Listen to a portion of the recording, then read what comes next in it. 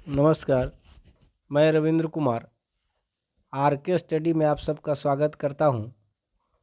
आज के वीडियो में आप देखेंगे हिंदी व्याकरण का क्रिया, क्रिया के परिभाषा और क्रिया के भेद। तो चलिए बिना देर किए हुए वीडियो को शुरुआत करते हैं। आइए देखते हैं क्रिया। क्रिया किसे कहते हैं, क्रिया की परिभाषा पर सबसे पहले आते हैं। तो जिस शब्द से किसी कार्य का करना या होना समझा जाता है उसे क्रिया कहते हैं। जिस शब्द से, याद रखेंगे, जिस शब्द से किसी कार्य का करना या होना समझा जाता है उसे क्रिया कहते हैं। कोई कार्य होता है या करने का बोध होता है, वैसे शब्द को क्रिया कहते हैं। जैसे पढ़ना, लिखना, खेलना, दौड़ना, ये सब कोई कार्य है जो हो रहा है। तो पढ़ने का काम हो रहा है, लिखने का काम हो रहा है, खेलने का काम हो रहा है, दौड़ने का कार्य हो रहा है। तो वैसी स्थिति में ये सब शब्द क्रिया कहे जाएंगे। और भी क्रिया के कई उदाहरण हैं। तो जिस शब्द से किसी कार्य का करना या होना समझा जाता है उसे क्रिया कहते हैं। तो चलिए आइए क्रिया के भेद पर जाने से पहले धातु के बारे में जानते हैं कि धातु क्या है, धातु किसे कहते हैं। तो धातु की परिभाषा पर आते हैं। जिस मूल शब्द से क्रिया का निर्माण होता है उसे धातु कहते हैं। तो क्रिया को समझने के पहले धातु को समझना जरूरी है। तो वैसे मूल शब्द जिससे क्रिया का निर्माण होता है, तो धातु से ही क्रिया का निर्माण होता है। तो जिस मूल शब्द से क्रिया का निर्माण होता है उसे धातु कहते हैं। धातु में ना जोड़कर क्रिया बनाया जाता है। कोई भी मूल धातु होगा तो धातु में ना जोड़ देंगे तो क्रिया बन जाएगा। जैसे देखिए, जैसे में लिख, लिख धातु है और उसमें जोड़ दे रहे हैं क्या, ना, तो लिख से क्या हो जाए, लिखना, तो लिखना हो जाए। पढ़, देखिए पढ़ धातु है, मूल धातु हो गया, तो पढ़ से पढ़ में ना जोड़ देते हैं तो पढ़ना हो जाएगा। खेल में ना जोड़ देते हैं तो खेलना हो जाएगा। तो इस तरह से कोई भी धातु में ना जोड़ देते हैं तो क्रिया हो जाता है। लिख से लिखना, पढ़ से पढ़ना, खेल से खेलना। तो धातु की परिभाषा याद रखेंगे कि जिस मूल शब्द से क्रिया का निर्माण होता है उसे धातु कहते हैं। अब आते हैं शब्द निर्माण के विचार से धातु दो प्रकार का, धातु के प्रकार पर आते हैं। तो शब्द निर्माण के विचार से धातु दो प्रकार के होते हैं। याद रखेंगे कि शब्द निर्माण के विचार से धातु कितने प्रकार के होते हैं, दो प्रकार के।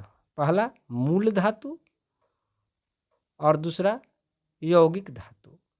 मूल धातु और यौगिक धातु, तो याद रखेंगे दो प्रकार के धातु, मूल धातु और यौगिक धातु। बारी बारी से देखते हैं, इसका परिभाषा देखते हैं। और देखिए मूल धातु, मूल धातु कहते किसे है। तो मूल धातु स्वतंत्र होती है।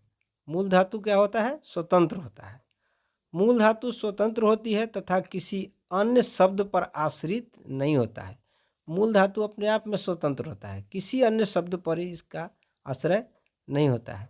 जैसे देखिए खा, अपने आप में स्वतंत्र है, कोई शब्द इसके साथ जुड़ा हुआ नहीं। खा मतलब खाना। पढ़ने के अर्थ में हो, लिख, लिख, जा मतलब जाना। तो ये सब शब्द है वो मूल रूप से स्वतंत्र है। तो मूल धातु स्वतंत्र होती है तथा किसी अन्य शब्द पर आश्रित नहीं होती है। तो चलिए अब यौगिक धातु देखते हैं। यौगिक धातु किसी प्रत्यय के संयोग से बनती है। यौगिक धातु मूल धातु की तरह नहीं होता है। ये इसमें किसी प्रत्यय को जोड़ देते हैं तब यौगिक धातु बन जाता है। तो जैसे देखिए पढ़ना, पढ़ना से क्या हो जाएगा, पढ़ा। पढ़ से देखिए आज जोड़ दिए प्रत्यय के रूप में, लिखना से लिखा हो गया, तो इसके साथ प्रत्यय जोड़ दिए तो यौगिक धातु बन जाएगा। अब आते हैं, धातु को समझ गए कि धातु किसे कहते हैं, और धातु दो प्रकार के, मूल धातु और यौगिक धातु। अब आते हैं क्रिया पर। तो क्रिया का परिभाषा बता दी है कि जिससे किसी कार्य का होना या करना समझा जाता है उसे क्रिया कहते हैं। लिखना, पढ़ना, ये सब उदाहरण है। तो अब क्रिया के भेद पर आते हैं।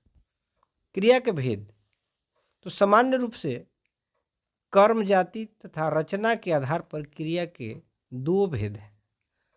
और समान रूप से देखा जाए तो क्रिया के दो भेद हैं। पहला अकर्मक क्रिया और दूसरा सकर्मक क्रिया। तो याद रखेंगे, क्रिया के दो भेद, समान रूप से क्रिया के दो भेद, अकर्मक और सकर्मक क्रिया। अब बारी बारी से परिभाषा पर आते हैं। सबसे पहले अकर्मक क्रिया को देखते हैं कि अकर्मक क्रिया किसे कहते हैं।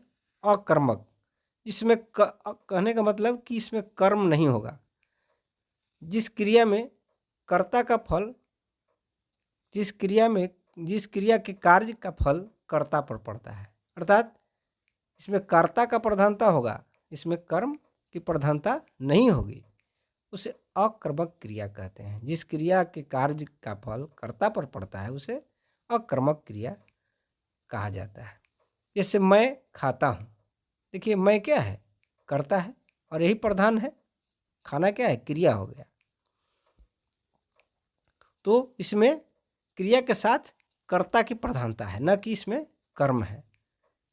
तो इसमें कर्ता की प्रधानता है, इसलिए ये अकर्मक क्रिया है। तुम पढ़ते हो, देखिए यहाँ पर देखिए तुम पढ़ते हो, यहाँ पर देखिए पढ़ना क्रिया है और इसके साथ तुम क्या है, कर्ता है। तो इसमें कर्ता की प्रधानता हो रहा है, इसलिए इसे अकर्मक क्रिया, इसमें कर्म की प्रधानता नहीं है, कर्म नहीं है, इसलिए इसे अकर्मक क्रिया कहते हैं। अब देखिए सकर्मक क्रिया। अब देखिए सकर्मक, इसमें कर्म की ही प्रधानता होगी। जिस क्रिया के कार्य का फल कर्ता पर न पड़ के उसके कर्म पर पड़ता है, जिस क्रिया के कार्य का फल कर्ता पर न पड़कर उसके कर्म पर पड़ता है उसे सकर्मक क्रिया कहा जाता है। अब यहाँ कर्ता की प्रधानता नहीं होगी, कर्म की प्रधानता होगी। यहाँ कर्म की प्रधानता होगी। जैसे देखिए राम आम खाता है, राम क्या है, कर्ता है, और खाना क्या है, क्रिया है। लेकिन ऑब्जेक्ट के रूप में देखिए, कर्म के रूप में देखिए आम है। क्या खाता है आम, क्या राम खा रहा है, तो आम खा रहा है। यहाँ राम की प्रधानता नहीं है, आम की प्रधानता है। तो आम क्या है, कर्म है, इसलिए यह सकर्मक क्रिया हुआ। राम आम खाता है। सीता घर जाती है, यहाँ सीता क्या है, करता है, और घर क्या हो गया, कर्म, और जाना क्रिया हो जाता है। तो यहाँ घर जो है कर्म, यहाँ कर्म की प्रधानता, कहाँ जाती है सीता, तो घर जाती है, यानी घर ही प्रधान है, इसलिए ये सकर्मक क्रिया है, इसमें कर्म की प्रधानता है। तो समान रूप से देखा जाए तो क्रिया के दो भेद हैं, अकर्मक जिसमें कर्ता की प्रधानता होगा और सकर्मक जिसमें कर्म की प्रधानता होगी। अब आते हैं बनावट या रचना के आधार पर क्रिया के भेद। बनावट, वो तो समान रूप से क्रिया का भेद दो प्रकार के, अकर्मक और सकर्मक। अब बनावट या संरचना के आधार पर क्रिया के चार भेद हैं। बनावट या संरचना के आधार पर क्रिया के चार भेद हैं। तो बनावट या संरचना के आधार पर अगर पूछा जाए कि बनावट या संरचना के आधार पर क्रिया के कितने भेद हैं, तो चार भेद। पहला प्रेरणार्थक क्रिया, दूसरा संयुक्त क्रिया, तीसरा नाम धातु क्रिया और चौथा कृदंत क्रिया। तो ये हो गया चार भेद। बनावट एवं संरचना के आधार पर क्रिया के कितने भेद, चार भेद हैं। पहला प्रेरणार्थक क्रिया, दूसरा संयुक्त क्रिया, तीसरा नाम धातु क्रिया और चौथा कृदंत क्रिया। तो चलिए बारी बारी से सबका परिभाषा देखते हैं। पहले देखिए प्रेरणार्थक क्रिया। प्रेरणार्थक क्रिया अब प्रेरणार्थक क्रिया किसे कहते हैं? तो जिस क्रिया से इस बात का ज्ञान हो कि कर्ता स्वयं कार्य न कर किसी अन्य को उसे करने के लिए प्रेरित करे। जैसा कि नाम सही है कि प्रेरणा, प्रेरित करना। तो जिस क्रिया से इस बात का ज्ञान हो कि कर्ता स्वयं कार्य न कर किसी अन्य को उसे करने के लिए प्रेरित करता है, उसे प्रेरणार्थक क्रिया कहा जाता है। यानी कर्ता स्वयं कार्य न करके किसी कार्य करने के लिए प्रेरित करता है तो उसे प्रेरणार्थक क्रिया कहेंगे। जैसे बोलना, बोलना क्रिया हो गया। तो देखिए बोलना से क्या हो जाता है? बोलना से बुलवाना, बोलना से बुलवाना। देखिए प्रेरित कर रहा है कि बोलना एक क्रिया है, तो उससे बुलवाना, किसी से बुलवाना तो प्रेरणा कर रहा है, प्रेरणा का काम हो रहा है, इसलिए प्रेरणार्थक क्रिया हो गया। बोलना क्रिया हो गया और बुलवाना प्रेरणार्थक क्रिया हो गया। पढ़ना, पढ़ना क्रिया है समान रूप से देखिए तो पढ़ना से क्या हो जाएगा? प्रेरणार्थक क्रिया पढ़वाना। खाना से खिलवाना, लिखना से लिखवाना, ये सब प्रेरणार्थक क्रिया हो जाएगा। अब आते हैं संयुक्त क्रिया पर। संयुक्त क्रिया किसे कहते हैं? तो देखिए दो या दो से अधिक धातुओं के संयोग से बनने वाली क्रिया को संयुक्त क्रिया कहें। इनमें दो क्रिया मिला हुआ रहेगा। दो या दो से अधिक धातुओं के संयोग से बनने वाली क्रिया को संयुक्त क्रिया कहा जाता है। यहाँ दो धातुओं के मेल होगा। जैसे देखिए चल देना, देखिए चल देना, दो मिला हुआ है, एक चल है और एक देना। तो ये दोनों क्रिया हैं और दोनों का मेल से, दोनों धातुओं के मेल से ये संयुक्त क्रिया बना हुआ है। यानी चल देना संयुक्त क्रिया होगा। हंस देना, देखिए हंसना एक और देना, तो यानी हंस देना, यानी दोनों दो धातुओं का मेल हो रहा है, इसीलिए इसे संयुक्त क्रिया। झुक जाना, ये दोनों धातुओं के संयोग है तो ये संयुक्त क्रिया कहें। तो संयुक्त क्रिया की परिभाषा याद रखेंगे, दो या दो से अधिक धातुओं के संयोग से बनने वाली क्रिया को संयुक्त क्रिया कहा जाता है। अब तीसरा भेद पर आते हैं, नाम धातु क्रिया। नाम धातु क्रिया किसे कहते हैं? तो नाम धातु क्रिया संज्ञा, सर्वनाम, विशेषण इत्यादि से बनने वाली क्रिया को नाम धातु क्रिया कहते हैं। ये क्रिया कैसे बनता है? नाम धातु क्रिया संज्ञा, सर्वनाम या विशेषण से अगर क्रिया को बनाया जाए तो नाम धातु क्रिया उसे कहा जाता है। जैसे हाथ, देखिए हाथ, हाथ से क्या होगा? हथियाना, ये संज्ञा है या सर्वनाम या विशेषण किसी में से एक रहेगा। तो यहाँ हाथ क्या है? ये संज्ञा हो गया। और संज्ञा से देखिए हाथ से हथियाना, अब हाथ है संज्ञा है और इससे क्या हथियाना क्रिया हो जाएगा, तो ये हो गया नाम धातु क्रिया। बात से क्या होगा? बतियाना, यानी ये नाम धातु क्रिया हो गया बतियाना। तो संज्ञा या सर्वनाम या विशेषण कोई भी शब्द रहेगा और उससे अगर क्रिया बनता है तो वो नाम धातु क्रिया कहा जाता है। चलिए आगे देखते हैं चौथा भेद पर, कृदंत क्रिया। कृदंत क्रिया, अब कृदंत क्रिया किसे कहते हैं? देखिए कृदंत क्रिया कृत प्रत्ययों के संयोग से, यहाँ कृत प्रत्यय के संयोग से अगर कोई क्रिया बनता है तो कृदंत क्रिया कहते हैं। कृत प्रत्यय लगा रहता है इसमें, तो कृत प्रत्ययों के संयोग से बनने वाली क्रिया को साधारण से परिभाषा है कि कृत प्रत्ययों से के संयोग से बनने वाली क्रिया को कृदंत क्रिया कहते हैं। जैसे चलता, दौड़ता, हंसता इत्यादि, तो ये सब कृत प्रत्ययों से, कृत प्रत्ययों के संयोग से बनने वाली क्रिया है, इसीलिए इसे कृदंत क्रिया कहते हैं। तो ये था क्रिया और उसके भेद। समान रूप से क्रिया का हम भेद देखें तो हम लोग समान रूप से अगर क्रिया का भेद देखें तो दो ही प्रकार है, सकर्मक, अकर्मक, अकर्मक और सकर्मक क्रिया। और रचना और बनावट, संरचना और बनावट के दृष्टि से देखें तो चार प्रकार की क्रिया है। तो चार प्रकार की क्रिया देखिए, ये चार प्रकार की क्रिया, चार प्रकार के, पहला प्रेरणार्थक क्रिया और दूसरा संयुक्त क्रिया, तीसरा देखें तो नाम धातु क्रिया और चौथा कृदंत क्रिया। अब देखिए प्रयोग के आधार पर क्रिया के 6 भेद हैं। प्रयोग के आधार पर क्रिया के 6 भेद।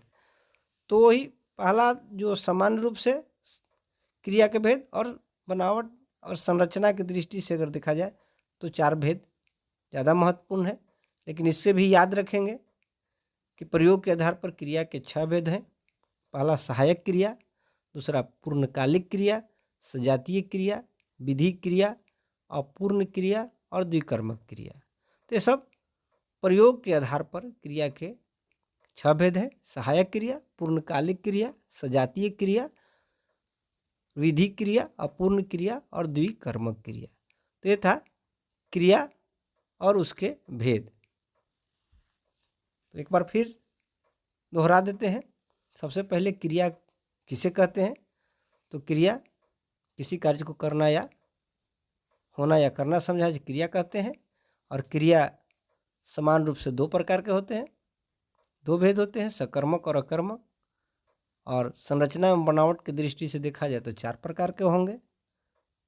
प्रेरणार्थक क्रिया, नाम धातु क्रिया, भी आप देखें कि नाम धातु क्रिया, कृदंत क्रिया और संयुक्त क्रिया को देखें। प्रयोग के आधार पर क्रिया के 6 भेद: सहायक क्रिया, पूर्णकालिक क्रिया, सजातीय क्रिया, विधि क्रिया, अपूर्ण क्रिया और द्विकर्मक क्रिया। तो ये था हमारा क्रिया और क्रिया के भेद। तो क्रिया में बस इतना ही। तो चलिए वीडियो को हम यहीं पर समाप्त करते हैं। वीडियो देखने के लिए आप सबको बहुत बहुत धन्यवाद।